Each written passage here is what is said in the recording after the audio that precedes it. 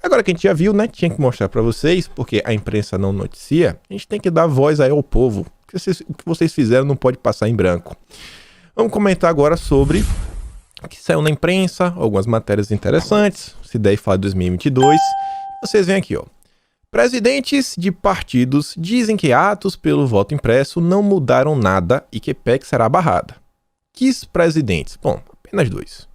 O Paulo da Força, que é bastante conhecido por o STF não conseguir achar ele. Vocês colocarem na justiça Paulo da Força e STF vai ter lá. O STF tenta encontrar Paulo da Força por meses. O oficial de justiça, né, não encontra nunca. Mas ele conseguiu até ter uma reunião com o Barroso. O pessoal já ter deixado com o Barroso, né? O papel, ó, deixa com o Barroso, porque ele vai se encontrar, ele entrega lá, né, a intimação. E o outro lá que falou que também não vai avançar é o Kassab. Esse daí, meu Deus, é o maior torcedor do Lula atualmente. São as pessoas que falam que não vai avançar. E esses partidos realmente têm a tendência de serem a oposição. A Folha de São Paulo, como eu falei para vocês, né, tratou o seguinte, que Bolsonaro insufla manifestantes com discurso golpista em atos pró-voto impresso pelo país. Estamos diante de um golpe. O golpe, na verdade, é ter mais transparência. Olha só que golpe. O presidente Jair Bolsonaro insuflou manifestantes com discurso golpista em atos pró-voto impresso pelo país neste domingo. Bolsonaro fez uso de videochamadas para se dirigir a apoiadores nas manifestações em São Paulo, Rio de Janeiro, Brasília e Belo Horizonte. Olha só qual foi o discurso golpista de Bolsonaro. Vocês estão aí. Além de clamar pela garantia da nossa liberdade, buscando uma maneira que tenhamos uma eleições limpas e democráticas no ano que vem. Sem eleições limpas e democráticas não haverá eleição, disse Bolsonaro pela manhã aos manifestantes em Brasília. Uma eleição limpa, democrática, com voto impresso em papel, com contagem pública, é a garantia da continuidade da nossa democracia. Que discurso golpista, hein? Mas que baita discurso golpista. Aí vem Érica Cocai. Petista. Voto impresso não é prioridade do povo brasileiro. Voto impresso é prioridade de um presidente covarde que tem medo de disputar e perder no voto. Eu acho que é o contrário, né? Quem tem medo de perder no voto é o Lula. E o Daniel fala, né? É sério que existem pessoas, sabe, bocóis, o suficiente para acreditar nessa mentira? Qual sentido tem em achar que exigir transparência no escrutínio significa medo? Medo tem aqueles que não querem transparência, sabe que sem fraude não tem a menor chance. E aí, sobre a Cocai, a Bia foi lá dar uma pesquisadinha rápida e mostrou o seguinte, ó. O que houve, deputada? Tá com medo, velho? Uma matéria de 17 de junho de 2015 que fala o seguinte, ó, reforma política. Deputados aprovam impressão do voto. Veja a votação. Quem foi que votou?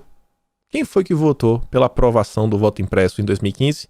Érica Cocai, que agora mudou de opinião. Agora a Érica Cocai mudou de opinião. Em 2015 ela votou a favor. Agora, né, encampa aí o discurso golpista. Aí o Rafa Glau faz esse comentário que é o seguinte, ó. A democracia é um conceito engraçado. Democracia, né, tão forte e poderosa que não precisa de mais meios de auditar o pleito onde ela se faz acontecer. E a democracia é tão frágil que umas senhorinhas em cadeira de rodas e umas crianças com bandeira do Brasil são ameaça. A democracia é extremamente forte, a ponto de não precisar de mais segurança nas eleições, né? Mas ela é extremamente fraca e instável quando senhorinhas e crianças tomam as ruas. Atos antidemocráticos. E aí o demagogiador primeiro traz aqui a imagem. Abrindo o debate, ameaçando a democracia. O da esquerda sequer foi repudiado pelos deuses do Olimpo brasileiro, né? Os 11 deuses do Olimpo. Sequer. Já na direita aqui, né? São atos antidemocráticos. É busca e apreensão, Polícia Federal dentro da casa, né? Daqui a pouco vai ter até bens bloqueados no ritmo que as coisas estão indo. Olha isso aqui, gente. Que imagem linda, a cor da juventude. É isso daí, né? Que são atos antidemocráticos. A gente sabe que não é.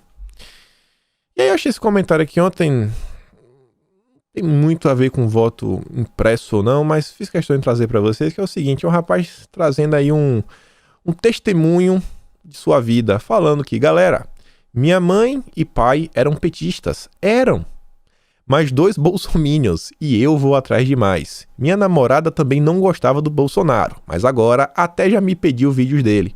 Eu acho que esse daqui é um processo aí que todos vocês já devem ter experimentado. Eu tenho certeza que todos vocês já devem ter trazido aí, né, um amigo, um familiar, um parente pro curral, né? Eles não falam que a gente é um gado o maior aras do Brasil, a maior fazenda brasileira, o gado de Bolsonaro.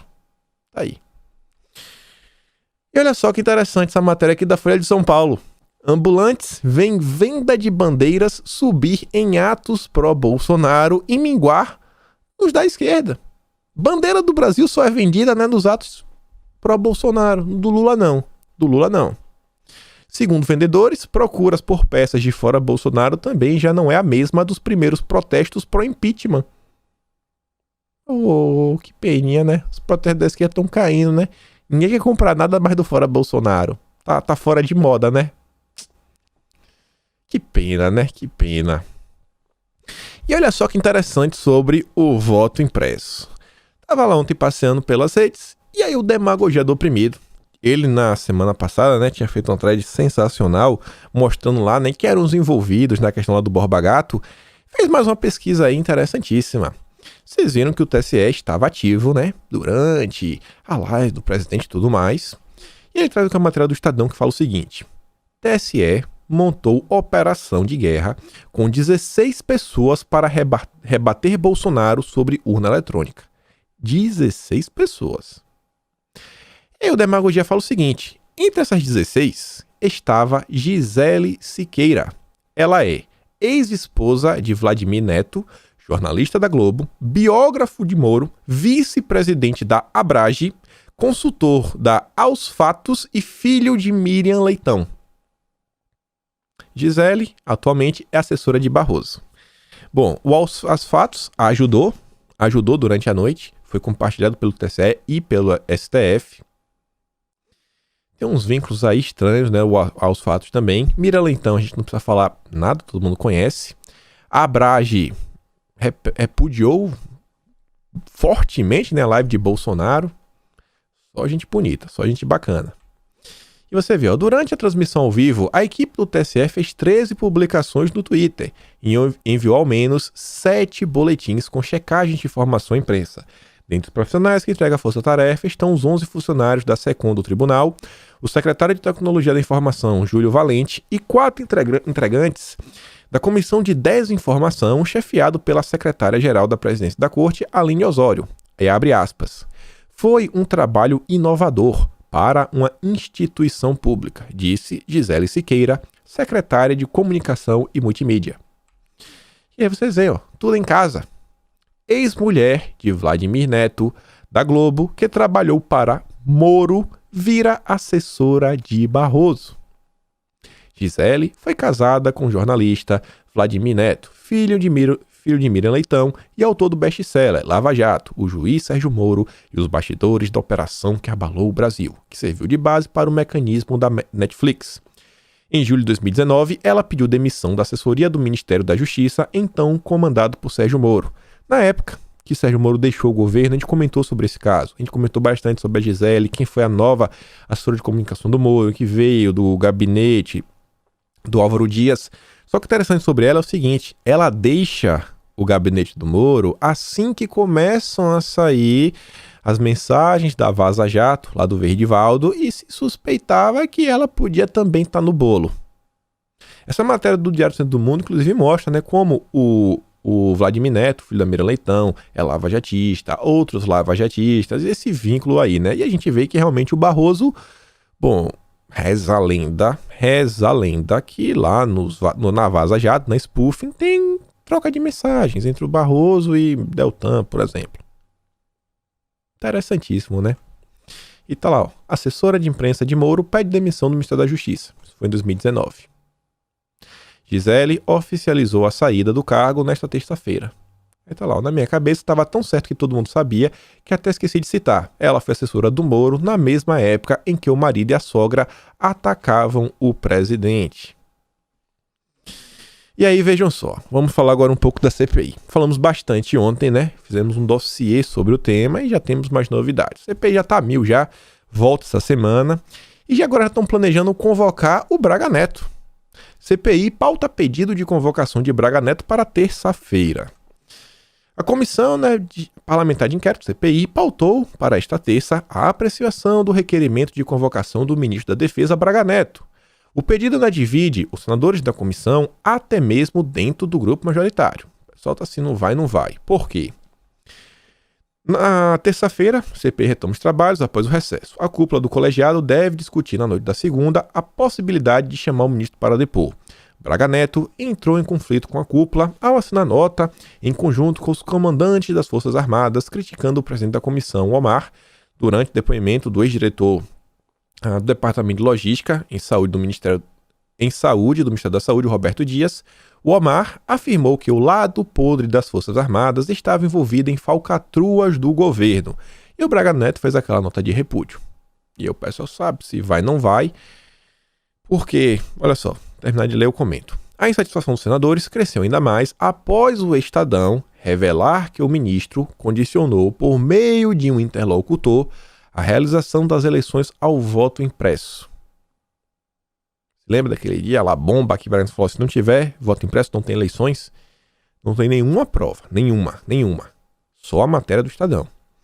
A insatisfação, assim, essa dúvida se chama ou se não chama o Braga Neto é porque não tem materialidade suficiente. Só as matérias da imprensa não são suficientes para criar problema para o Braga Neto. E alguns senadores avaliam que uma possível ida do Braga Neto poderia causar efeito reverso. E a CPI, perder ainda mais fôlego. Mas vamos ver se vão chamar, se não vão chamar.